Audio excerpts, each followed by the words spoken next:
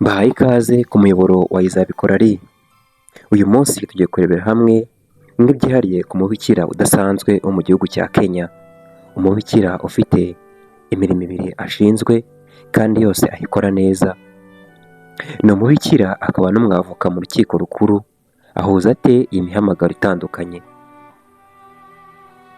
Umubikira ubusanzwe amenyerewe nk'umugore wambara igitambaro mu mutwe n'imyenda bijyanye, akenshi uba ucecetse kandi akora imirimo ya kiliziya, yita ku barwayi se, wenda se akaha ubuforomo cyangwa yigisha mu ishuri. Si ababikira benshi bakora aka kazi ko mu rukiko yambaye imyenda y'umwuga ahagaze imbere y'umucamanza, ariko uyu ni wo mwuga umubikira Immaculée cyangwa avoka Immaculée Mutoni wo muri Kenya yahisemo. Mutoni ni umubikira mu muryango wa Mutagatifu Francisco, Little Sisters of St. Francis. Ntabwo ari umubikira gusa, ahubwo ni umunyamategeko w'urukiko rukuru rwa Kenya, akaba n'umunyamategeko wa Kaminuza Gatolika yo muri Afurika y'Uburasirazuba, umutoza wemewe n'ikigo cy'igihugu cy'amahugurwa mu by'amategeko n'umugenzuzi w'amategeko wemewe n'umuryango w'abavoka wa Kenya.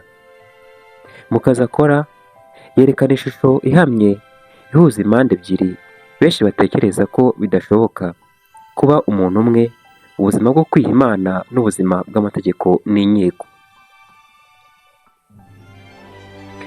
Mu kiganiro yagiranye na BBC, umunyamakuru yabajije umubikira Immaculée Mutoni ati ese ibi ngibi bihuza ute?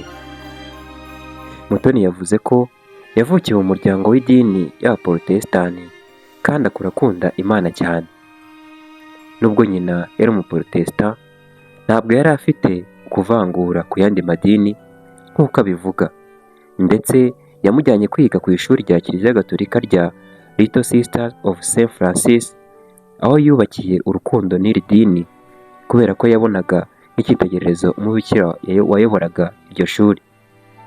Mutoni yagize ati, ndi umubikira w'ishuri, nibwo nabwiye mama ko nshaka kubatizwa mu idini rya Gatolika, maze yarabinyemereye nigira batisimu, ngeraho ndakomezwa.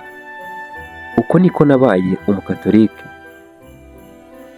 Ageze mu ishuri yisumbuye yumvise umuhamagaro wo kuba umubikira, abibwiye nyina arabyanga nk'uko abivuga.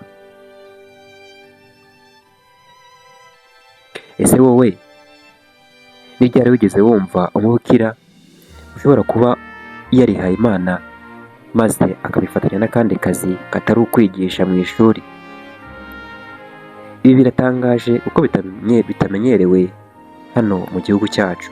Icyo mbaza ababyeyi, ese wowe ntihari igihe ubangamira impano y'umwana igihe akubwiye ngo nshaka kujya muri iki maze ukamuzitira?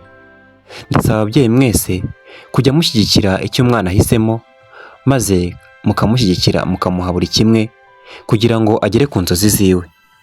Reka twifurize imirimo myiza uyu mubikira, kandi Nyagasani amukomereze umuhamagaro. Ndagushimira we twabanye, ngusaba gukomeza gukurikira ibiganiro tubagezaho. Wibuke gukora subscribe kugira ngo tujye tubana mu nkuru nk'izi ngizi ziryoheye abakristu ndetse n'abakurikira uyu muyoboro mwese. Nimugire amahoro.